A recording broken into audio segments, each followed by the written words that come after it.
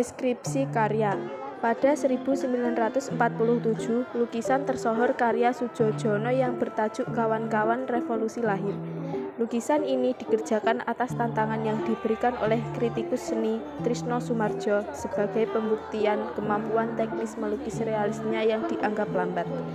Lukisan ini diselesaikan dalam satu waktu atau kurang dari 1 hari. Soedjojono melukisnya ketika ia sedang berada di Sanggar Seniman Indonesia Muda atau SIM, wilayah Solo.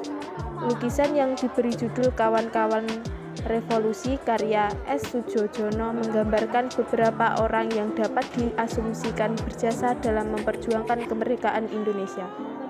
Meski sebagian besar karakter tidak secara jelas menggambarkan suatu tokoh, namun karakter dalam gambar tersebut sekiranya cukup jelas menggambarkan sosok pejuang dari kaum laki-laki. Analisis formal. Dapat secara jelas dilihat sebagian besar karakter menoleh ke arah kanan, tidak satupun ke kiri. Sekilas hal tersebut mungkin dipandang biasa, namun jika ditinjau dari latar belakang hidup Soedjojono, terutama ideologinya, gestur karakter pada lukisannya itu menyiratkan suatu makna atau bahkan beragam makna. Pendek kata, bentuk dan makna non ambigu menjadi sasaran dalam penelitian ini lebih jauh. Penelitian dilakukan dengan metode studi pustaka dengan berlandaskan pada teori semiotika Ferdinand de Saussure. Pembacaan dengan menggunakan kerangka semiotik dapat dilakukan tentu menghubungkan gambar dengan semangat zaman pada masa Soedjojono membuat karya tersebut. Bung Dullah, wajahnya terletak pada deretan tengah. Sosok ketiga dari kanan lukisan menggunakan pet hitam miring, topi khas laskar zaman revolusi.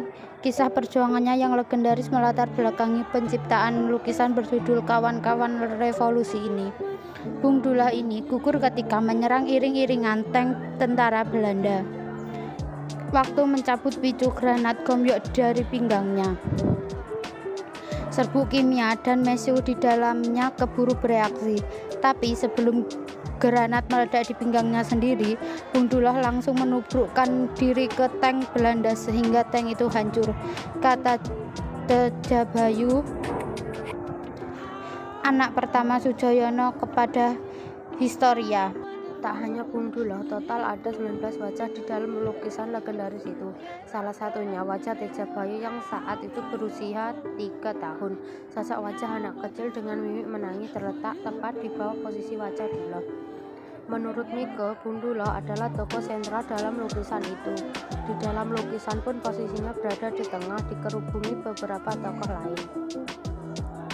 Tokoh-tokoh lain itu adalah Sugiri, Basuki Resobowo, Suwerono, Trisno Soemardjo, Ramli, Suromo, Soedibio, Indio, Kasno, Osman Effendi, Yudokusumo, dan Kartono Yudokusumo. Kisah Bung Dullah dalam lukisan Soedjojono itu menambah lagi kisah kepahlawanan Laskar Pemuda yang tak pernah tercatat dalam narasi utama sejarah di negeri ini.